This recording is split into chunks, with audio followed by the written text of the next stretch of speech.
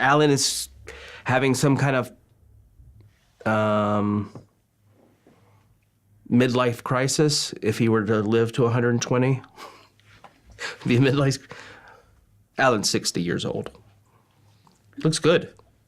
But Alan's having kind of a midlife crisis, even though he doesn't really know it. He has to be told he's having a crisis. The story for the third one starts basically something kind of happens to Alan's life. And he kind of has a meltdown. He's also not been the most responsible adult. There is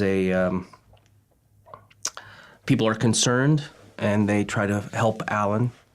And that's how the movie starts. Helping Alan. Nice and innocent. Let's drive him somewhere.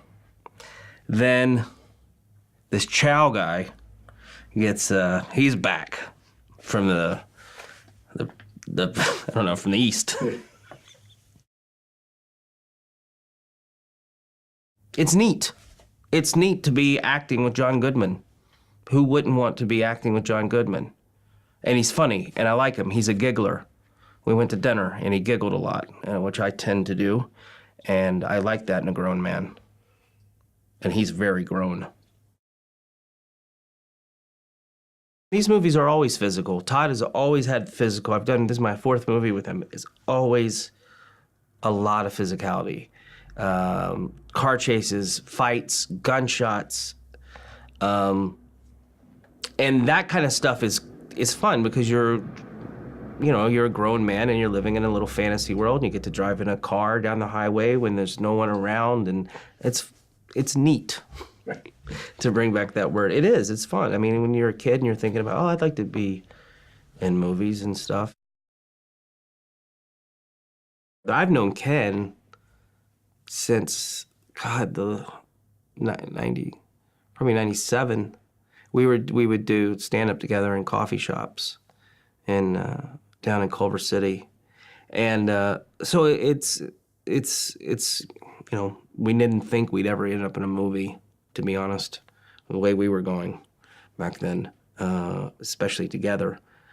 But so that's nice. It's a nice element, an old pal that you get to act with. And I knew Bradley and Ed.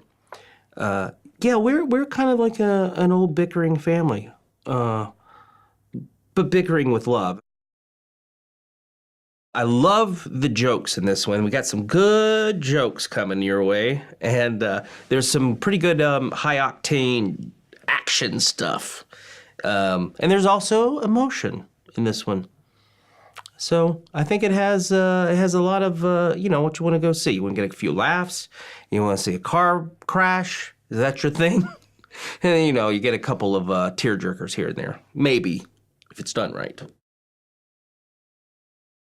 Do they just assume that you're going to go hang from 68 feet or whatever it was? And no net.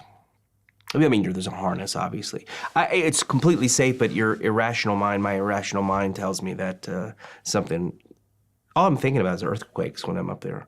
Because if an earthquake happens, there's nothing you can do. And you think somebody's going to be there they're all going to scramble to get out. You think people are going to go, they would be just dangling. If I was lucky enough to survive the earthquake and that nothing happened with the thing, it would be me, and this is where my mind goes, I'm just telling you, me at an empty stage while Armageddon's happening, dangling from 60 feet. No cell reception. Problems.